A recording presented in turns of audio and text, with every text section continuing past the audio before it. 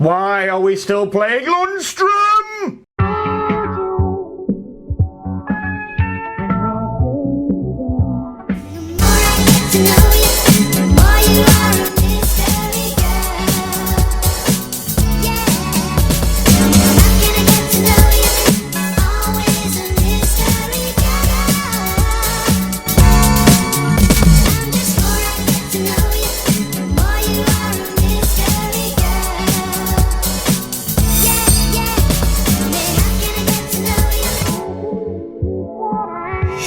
Good morning and welcome to Beer and Breakfast here on the Shoreham View, your matchday morning show to help get you in the mood for the game, which I know is a bit of a big ask since we haven't been in the mood for a game for about 3 fucking months.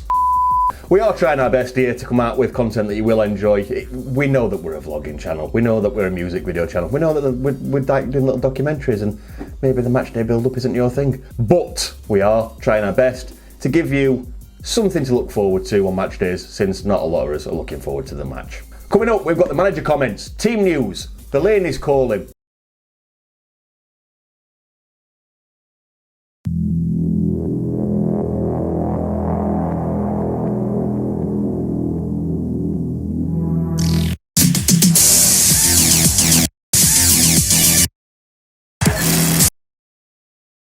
It seems to be every team that we play have only won like 2, 3 in the last 5, you know, not bad, but not great. Better than us, but not great. Or they've had a recent bad result against somebody else and we get this little crumb, this little tiny crumb of confidence. Just to be disappointed when we get absolutely spanked by the other team.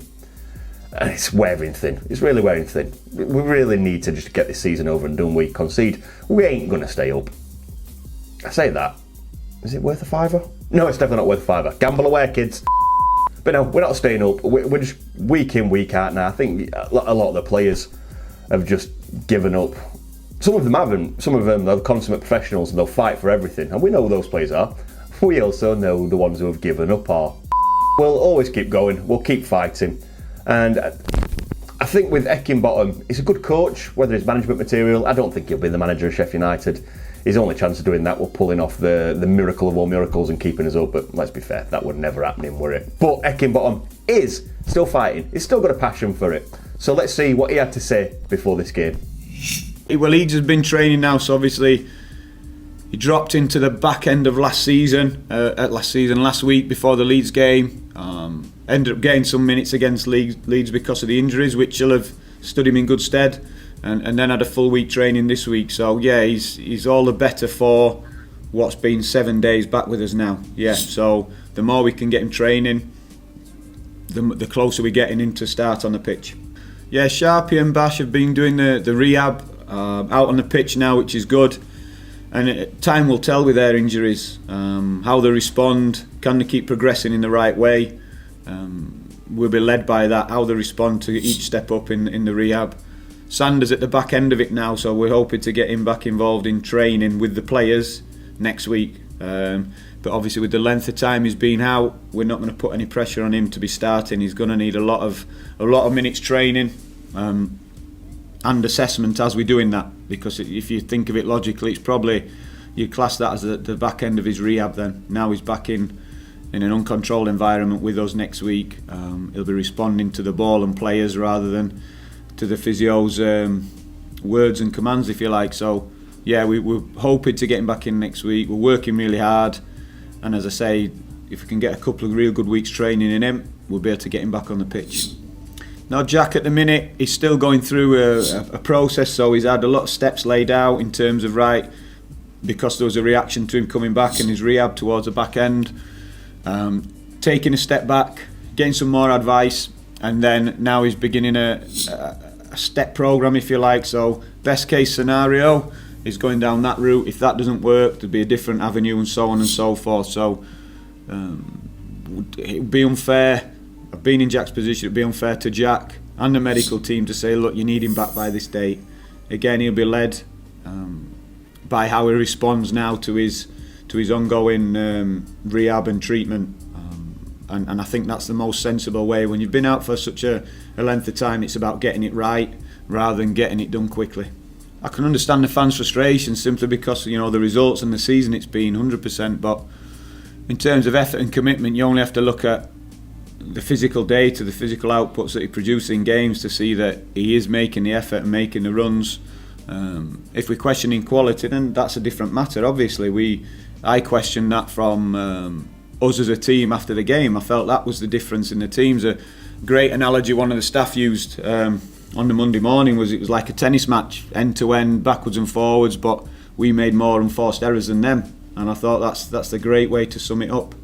We made more unforced errors than Leeds, and they were the bigger threat on their counter when we gave the ball away. So that was an overall perception, if you like, of the game. And having watched it back a couple of times, it stands true. You know, that they were the difference in the teams.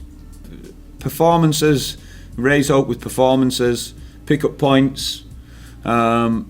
That's the short term, definitely. And as I said, that if we do that, that rolls into next season anyway, regardless what happens. So that's the focus. Performances, the bits we can control, and pick up the points. Pick up the points is going to make people feel better. You could say, but we're at the stage of the season now where you are where you deserve to be because of whatever reason, you know.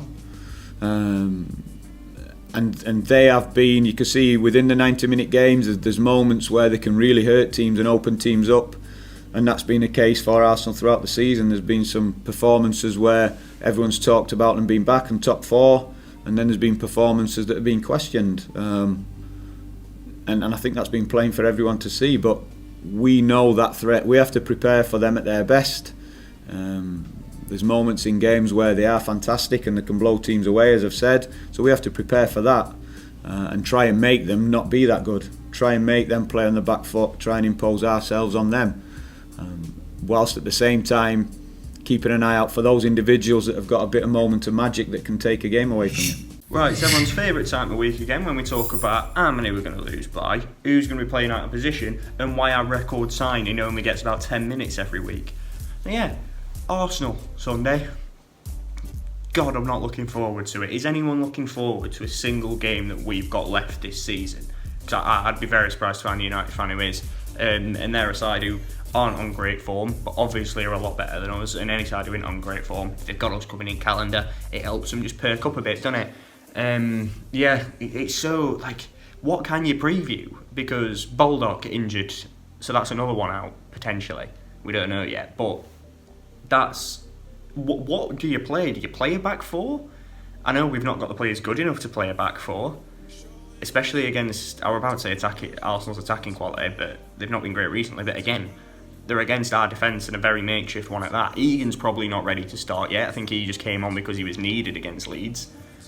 Yeah, if we could just have 11 Aaron Ramsdales all on the line, I think we'd be sound. But something tells me we're not allowed to do that. So yeah. Start Brewster, Ramsdale, make a few good saves, please. And if it's under 4-0, happy days.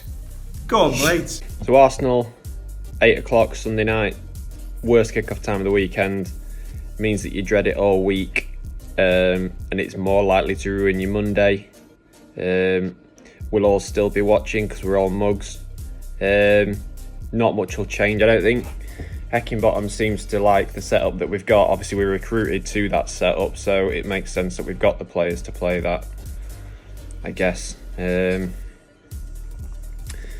I'd like to see him change it a bit. It's difficult because Arsenal have got pace. They've got pace out wide. They've got creativity in the middle, so it's going to be difficult to defend against it, especially with half the players that we've got shadows of the former selves.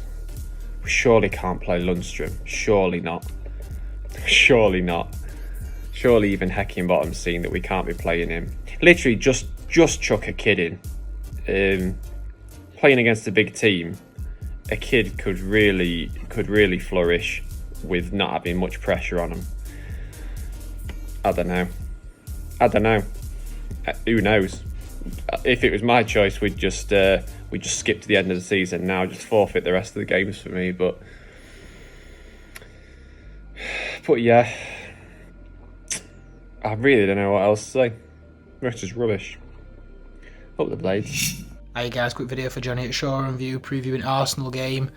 just not bothered anymore, to be honest. Don't care who they play. I don't care what happens. If I'm being honest, we're down. It'd be nice to see a new manager come in to try and get his feel for players before the season ends. But other than that, just go out, express yourselves and have some fun. Try to play the players that you're wanting to keep ready for next season. So Brewster, McBurney, people at middle like maybe Norwood, maybe he'll have a season again. Get his defenders back fit. Obviously Basham will be staying, Egan might not stay. Obviously O'Connell, the questions about him, would people want to purchase him on the back of a season-long injury? Sanderberg's probably going to go. Ramsdale, one for future. So yeah, just play players, tell them to go out, express themselves, have fun. If you can get a decent win, 3 points, a draw, anything really other than a loss. With Arsenal, we said on TalkSport, they're capable of anything. They're capable of getting hammered by us and capable of hammering us. So all been well, shit team turns up. But yeah, that's it really. We can do something productive and exciting, because that Leeds game, were, as much as we scored a goal, were absolutely tragic. I've never seen, well, I have seen performances like this season, but I've never seen anything so disjointed and bad in the Yorkshire derby. So, is what it is. Cheers, guys. Alright, welcome to another episode of Who Are We Losing To This Week? Get the basics out of the way first. Have the other two turned up? No. Have I had my hair cut yet? Still no. And who we're losing to this week? Arsenal. I don't actually know. I've stopped paying attention to the Premier League, I'll be honest with you. Watch our matches, never watch match a day, barely look at the table, because you don't need to, do you? So I don't actually know. I'm just looking now. Arsenal form guide. Don't even know which way around to read form guide, and I can't even use us as an example because it's the same both ways, isn't it? All losses. I think they've lost the last one, won a few. Oh yeah, they did, didn't they? They lost to Liverpool. So don't even know why I'm looking at their form. We're going to lose anyway, aren't we? This sort of mid-table. We're bottom of the table. Yeah, I think that tells you all you need to know. That then puts them in my bracket of, are they a good team or are they a shit team? So as you know, if you've ever seen any of these, if they're a shit team, I say we're going to lose 1 or 2-0. If they're a good team, I say we'll probably lose 2 or 3-0. They're kind of middling, I suppose, aren't they? I'd say they're a 2-0 team, but if Mr. McGoldrick plays, he always scores against the so-called posh teams, doesn't he? As Mr. Tilsley said on the commentary at the weekend. So you never know. We might even squeak a goal again. Although 2 on the trot, it's a bit far-fetched, isn't it? I just can't see us getting anything from the game at all. Not even a goal. We're not very good, are we? Really? I know they're not brilliant, but I don't know. I'm saying the same thing every week, aren't I? Yeah. Just have done with it. Record me saying the same thing every week. We're going to lose 2-0. It's going to be quite depressing. We'll have 1 shot on target, if that. And yeah, that's it. See you next week for another me saying we're going to lose 2-0. On to Arsenal. We're getting near the end now, thank God. You know, I actually think we'll get something from this game. Get a few players back, Egan back in defence. And I think we'll get some. Arsenal look rubbish to me. So maybe a 1-1 draw. Perhaps 0-0. We'll just have to wait and see.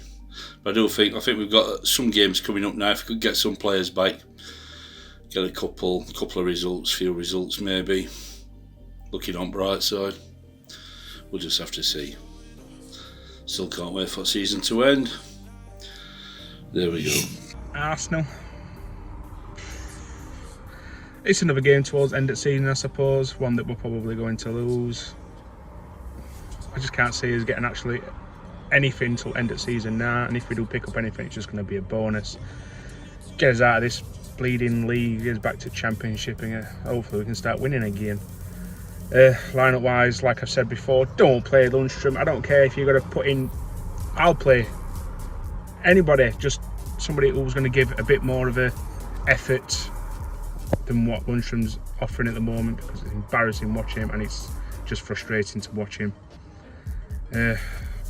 McBurney, a lot of slate, and looks like rumours going around that he's going to Wolves. I wouldn't mind it at the moment, but will he do a job in Championship? I'm not sure. So we'll see. Just what more can we say? Just let's do it. Let's get something. Try, put a bit of effort in. That's all we ask for, I suppose, at the moment. So as you can see by the team news and what Heckingbottom's had to say, we're getting closer to a full team. But do we really want to play him? Do we want to play some of these players? To me, at this stage of the season, why not the confidence? Keep them out of the team. Throw some other players in there. Play Rodwell. Why not? Before I'm going off, consummate professional that I am. Yeah, why not? Let's fucking wheel Rodwell out there. Give him a game. Why not? No, if we're going to have some laughs this season, we might as well start now. But Arsenal people... What makes me laugh about Arsenal is, you'll go on Twitter and you'll see people, oh, Arsenal are crap. Arsenal this. Oh, Arteta's a fraud. Rubbish, Arsenal. They've got some great players. And yeah, they may not be going to the heights that they should be getting to with the talent they've got. But Jesus Christ, there needs to be some perspective in life. Are they bottom of the league? Are they on a shit points total? Well, for the top of the league they are maybe, but not for the bottom. They're not us. They're not having the stinker that we're having. So a bit of perspective, please. Gooner fans, Twitter people. I'm having to go at Twitter people. This is going to come back and bite me at the arse. But yeah, it's one of these games where, as bad as people think Arsenal are doing, I don't think we've got any chance at all. We said this at Man U when we took a 1-0 win and gave ourselves this weird, desperate crumb of hope. Do we want that again? Do we want to win? Of course we want to win. We're Blades fans. We always want to win. What am I talking about? Just don't give me any hope. It's the hope that kills us. We're going to see what else is out there in the world of Blades media to get your match day really going. Because you don't need to watch Golf Crooks and Football Focus. You don't need to listen to TalkSport. There's no point. They don't talk about us anyway. Unless it's just to rub in it. Unless it's just to rub salt in the wounds. So why bother? We've got plenty of other options out there for you. So let's take a look at them right now. Out now, Roy has collected all of the best and worst comments from the Arsenal fans pre-game. Makes it an interesting read. I mean, after their little meltdown in Europe the other night, they're not exactly the most confident of fans. But we all know that song and dance, don't we? Team has a bad game, they come up good against us. It's the way of the season. As I said, get your match day started right by looking at what the opposition thinks. Roy does this every week and it is a heroic effort every single time. I don't know how he's managing to find the time to do it all. Well worth a read. Out now, part of our That Day series, we have That Day the Bouncing Stopped. For anybody who needs cheering up, anybody who just needs the day brightening a tiny bit, go watch this video. Some remarkable memories from a really remarkable day. How many other times can you say you were there or witnessed your team absolutely stuff their rivals in their own back garden? Well worth a watch for anybody who hasn't seen it, and we really enjoyed making it and bringing it to you. As I said, if you haven't seen it already, go give it a glimpse. You won't regret it. Of course, after the game, as always, Roy will be picking out the best and the worst comments from the Arsenal fans. I do not know how he's doing this every week, because it's got to be an absolute morale killer. Having to go through what every other team thinks of us, because it can't be good, let's be honest. If we don't think it's good, nobody else will either. Either way, let's hope we can pull off a shock. I say this every week, it never happens. Let's hope we can pull off a shock and we have some nice comments to read. Just like when we beat West Brom or Newcastle. We're not going to, though, are we? Now, this one is a really special one to me. Alan Kelly. You're my hero as a kid growing up. My favourite ever Sheffield United player. Full stop, without a doubt. The best goalkeeper we've ever had. And I don't care who wants to say any different. To me, he's always been the best keeper we've ever had. We've got, on the 20th of April, coming up, a chat with Alan Kelly. I hope you enjoy watching it as much as I enjoyed making it, because it is one of the highlights of my life doing the Shoreham View. Over on the Sheffield United Way, they'll be having their live watch-along as they do every week. If you've not been involved in one yet, get over to their channel, join Nick, join Hal, and watch the watch-along. Mute the commentary on telly and put them on. It'll cheer you up no end as we have to watch the misery that is our team at the minute. Always entertaining, always funny. Get in the comments, have a match day chat with people. That's what we're missing about going to the games, going to the pubs, etc. It really does bring the match day experience as best as they can to your living room. I'll be watching, and I hope you are as well. And of course, you've got all the great Blades podcasts that are out there. Between Tufty Club, Blades Pod, and 4 blades in the pub. What more can you want? You are frankly spoiled for Sheffield United podcasts. All of them brilliantly made, all have their unique take on things, and well worth a listen. Whether it's on a match day, whether it's during the week, give them a listen. You will not regret it. All brilliant pods.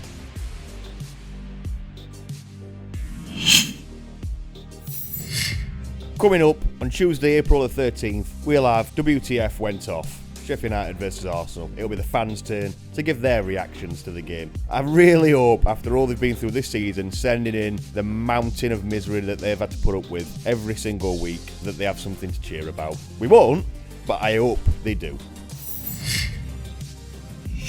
I'm sure, like me, you'll be watching the watch along later, because I'm sick to death of the commentary on Amazon, Sky, BT, whichever one it's on this week. I've not even looked. I don't even look anymore. I just trust the process that that's where it'll be. But yeah, as I was saying, I've gone on a tangent again. I'm really bad at this. I'll be joining Nick and Hal over on the Sheffield United Way for their watch along. I'm sure you will as well. Well worth a watch if you haven't done it already. It's always great value. It's free, so it's always going to be great value. But it's always well done. It's always brilliantly put together, always entertaining. And of course, you've got the live comments, so you can interact with other blades. And it's not as pretentious as other places. But right now, here on the Shoreham View, what we've got for you is the next instalment of The Lane is Calling, and one that's quite special to me.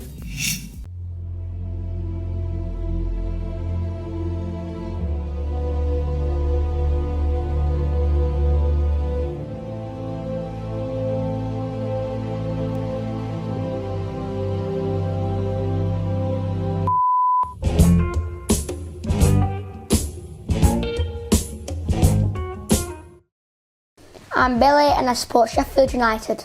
I just miss going to games and watching my team play. Do you remember your first ever match? I can only remember a bit of it. I can remember Billy Sharp scoring and it just went wild and I loved it. I normally sit on the cop with my dad and my granddad and I normally really enjoy it and just really enjoy, because when we score up there it goes mental, absolutely mental. I have missed all of them and I look forward to get back into the ground. I'm going to feel really happy because I haven't seen it like a year and I'm going to feel like this welcome back to home. I'm just going to stand up, be me and sing my heart out.